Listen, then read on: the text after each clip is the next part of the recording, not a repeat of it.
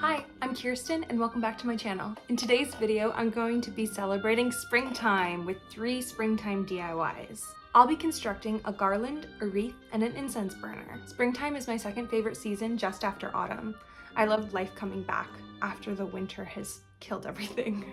To get in the springtime mood, I'm watching a lot of springtime movies a la Jane Austen and Regency era. The book I'm currently reading is The Wind in the Willows by Kenneth Grahame. If adulthood has taught me anything, it's that I want to regress more into childhood content. By which I mean, all I want to do is be a frog on a boat, hanging out with other little animals, with my greatest worry in life being what we're gonna bring to the picnic. However, since that's not a fully attainable goal in this lifetime, we're gonna have to compensate with springtime DIYs. So without further ado, let's get going on the projects.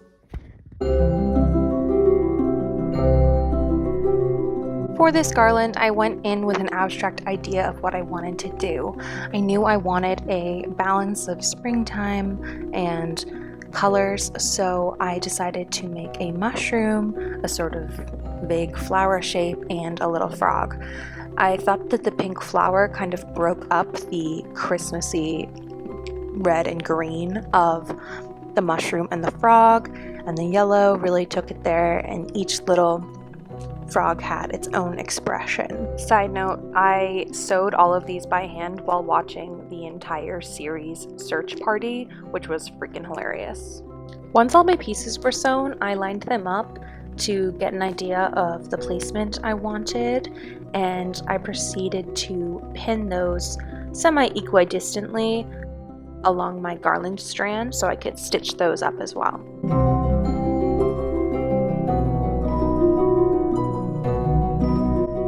Once all the pieces were connected, it was time to hang up the garland.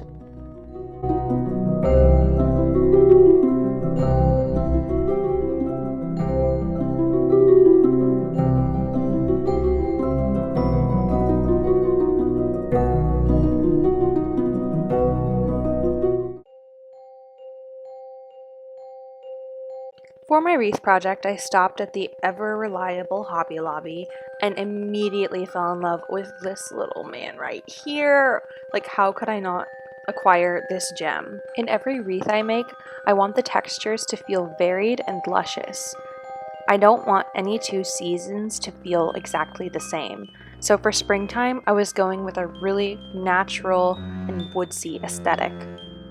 Though I know it's set in the autumn, there's just something about Over the Garden Wall that makes me feel springtime vibes as well. So I found this little lantern to paint silver to keep my frog company. Then it was time to get to work, but one more kiss for the good boy.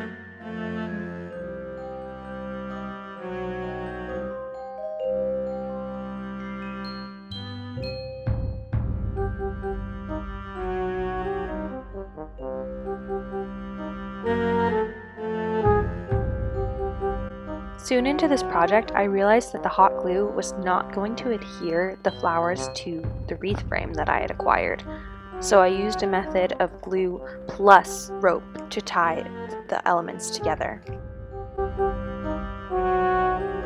To achieve full opacity on my little lantern, I ended up painting about 6 coats of silver acrylic.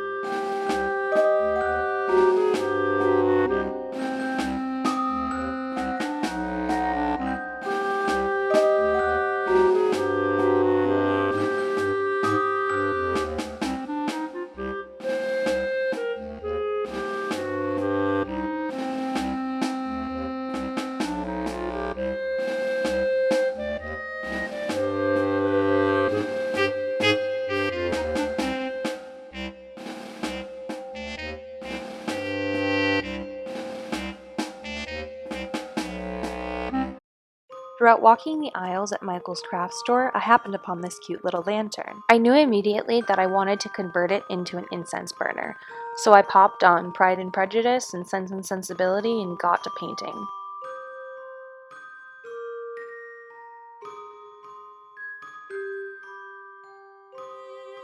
Two things I regret about this process were not realizing sooner that I should have definitely done a base coat. I was also hoping to maybe keep this as a lantern to create versatility amongst the two items, but whenever I turned the light on, the acrylic streaks really showed through. For next time, I'll have to plan better with my paint.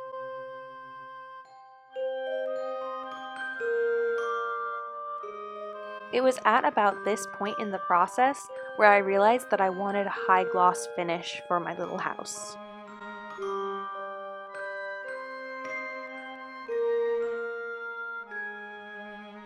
Adding moss to anything is literally the best part.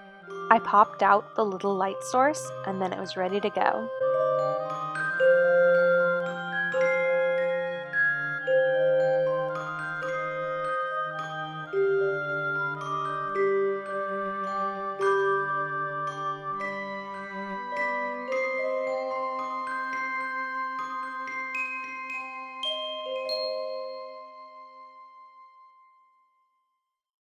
That's all for my springtime DIYs. I hope you enjoyed watching and thanks for hanging out. See you next time. Bye.